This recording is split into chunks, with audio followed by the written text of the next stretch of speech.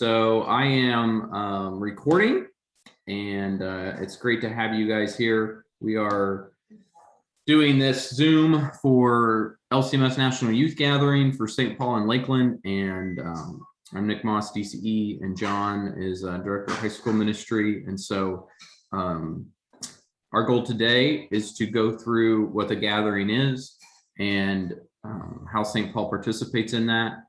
And if you have any questions, we'll stop the recording at the end probably and then ask questions, or we can always contact. But let's begin in prayer. Jesus, thank you again for today and the time that we get to have to communicate via the internet, and the blessing that is to talk to people. Lord, as we get ready to take our high school youth to Houston to hear and see and experience you, I pray that you would bless our time tonight in Jesus' name. Amen. Okay, I'm going to share my screen, and then I'm going to show you a quick little video. It's about a 2-minute video from the Gathering website, which is, I put in the chat as well. It's lcmsgathering.com. And this video just gives you a little glimpse into what is the Gathering. So let me go here, pull that up, and minute 13, here we go.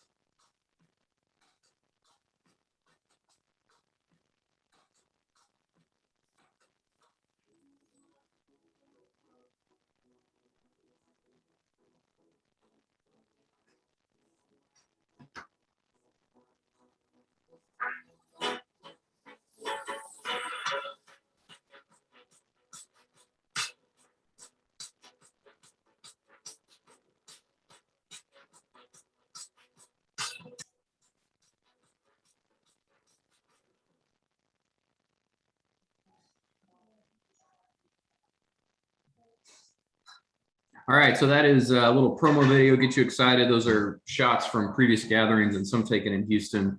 I'm gonna turn it over to John. He's gonna start the presentation, and I think we got some slides to go along with it. So John, you're up. We do. Bear with me one moment here. You share my screen.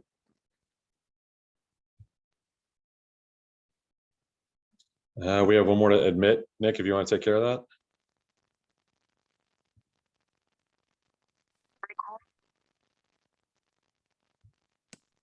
No, I did not want to do that. Come on. There we go.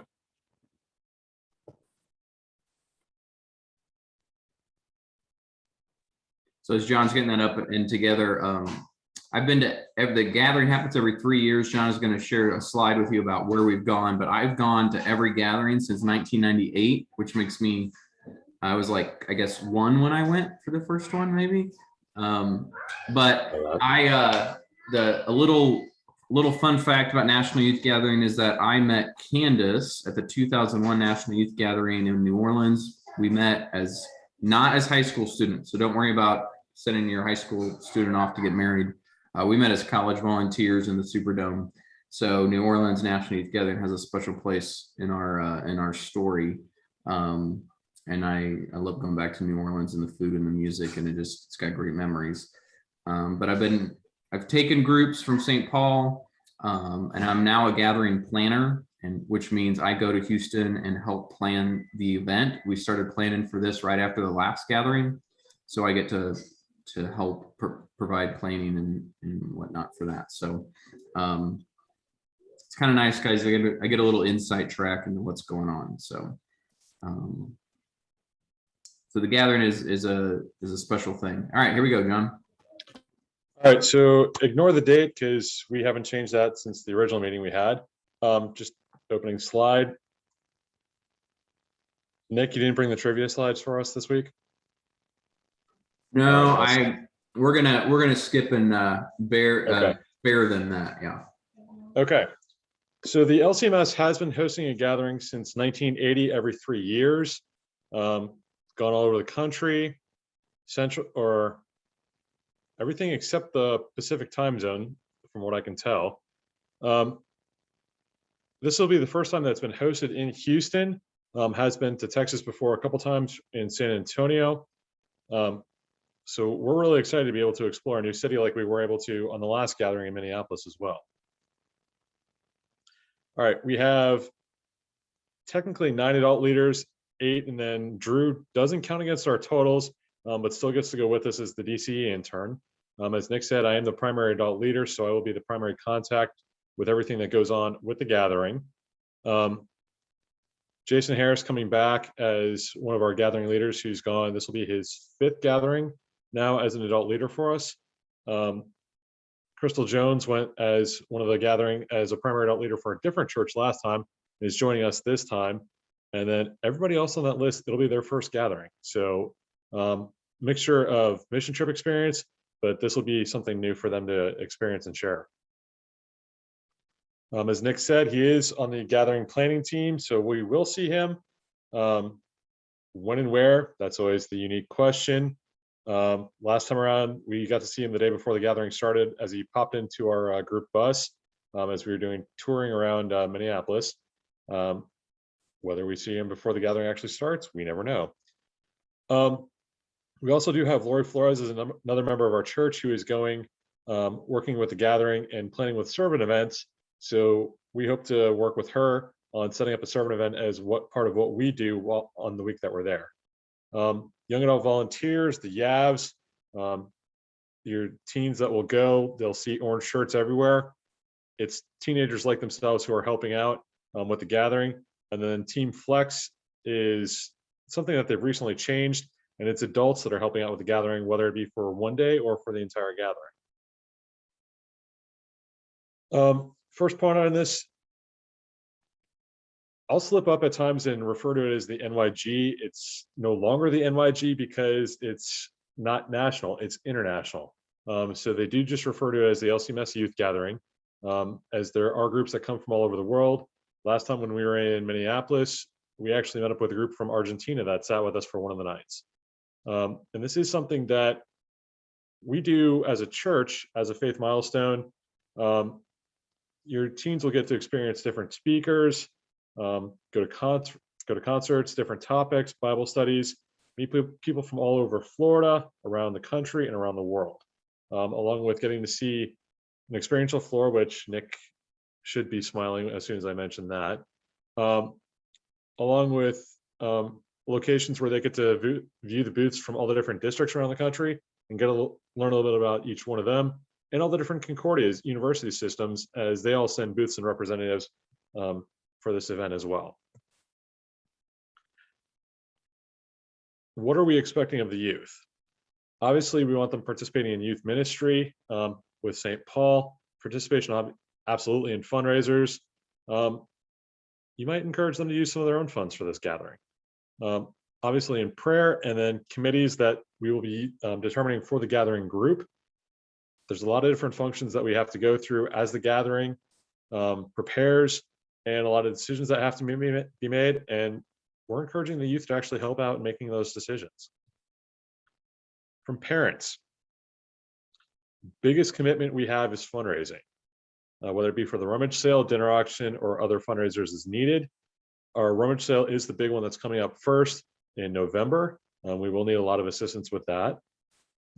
Obviously in assisting with prayer, financial commitment, and then communication with adult leaders. I put that on as having gone to a couple gatherings back now, where the parents let their child know something that was going on at home that was heartbreaking. As adult leaders, we didn't know this was going on, and there's no worse feeling than seeing one of your teens go running out of the stadium at the beginning of a mass event and you have no idea as to why. So I highly encourage communications between the parents and myself. If anything's going on, let me know, let one of the adult leaders know, so that we know how best to assist your child. All right, do not bother trying to write down all the numbers for this or try and add them all up, because we will get to that in the next slide. This is a basic breakdown of what the financial commitment for the gathering is and what our different costs are as we go through. Obviously, registration, hotel, transportation, food, district event, Florida Georgia District, along with all the other districts, put together an event each time. Typically, we'll get a t-shirt and a meal and some entertainment. What else they do, we still haven't found out completely yet, but we will. And then the last point on here where it says adult leader cost.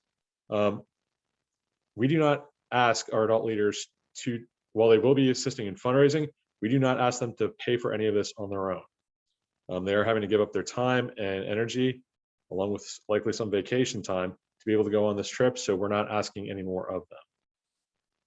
All right. Estimated cost at $1,650. We dated this back to, and Nick and I were looking back at this, since the 2010 gathering, we've had the goal of fundraising 50% of the cost for each individual participant, and we have met that goal every single time. I have no doubts we will meet that as well this time. So while you're seeing the 1650, reasonable expectation is we're looking more at 825 per cost participant. In the slide where I've got, or it says we encourage monthly payments, if broken down starting in October, it would be done by May. Fundraising, scholarship money is available, and they just need to speak with either Nick or myself for further details. We don't want money to be an issue for any student or any youth to say, well, I can't go because it's a cost factor. If that's an issue, come talk to us. We're more than willing to help to get them to Houston. Rummage sale, as I mentioned, November 12th and 13th, with days of preparation beforehand. Dinner auction in spring of 2022, specific date not announced or not planned as of yet, and other fundraising as needed. And we have had a very generous congregation in previous gatherings that we know will support us. And so we go with that and the courage to know that our fundraising will be successful.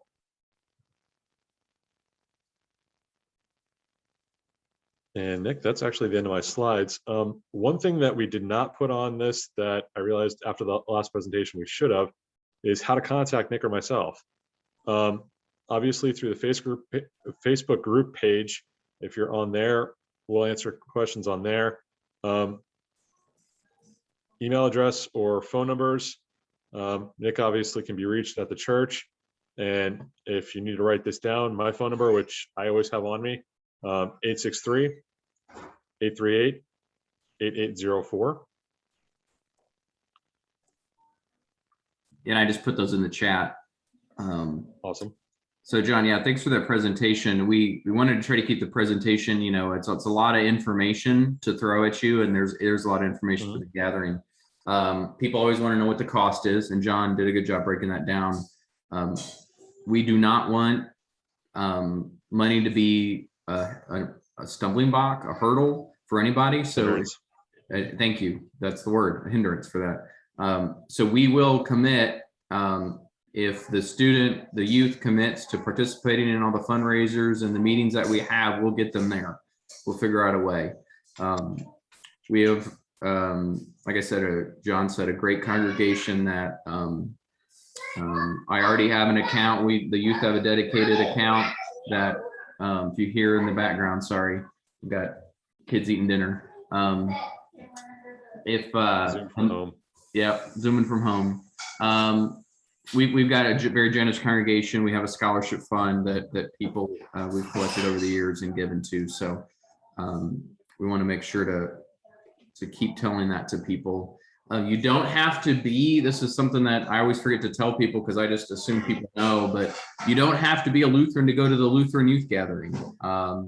We've had friends tag along, and you hear stories from churches, and we've had it too, where you know, this is a faith moment where some people get to meet really Jesus for the first time and understand who he is and what that can do for their faith. So we welcome that. As long as they're willing to participate and make a commitment, we'll take them along.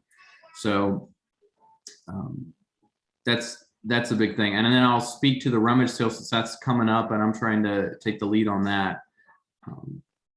I will say that the rummage sale we're trying to make between $10,000 and $15,000. We made about $10,000 in for the 2019 gathering.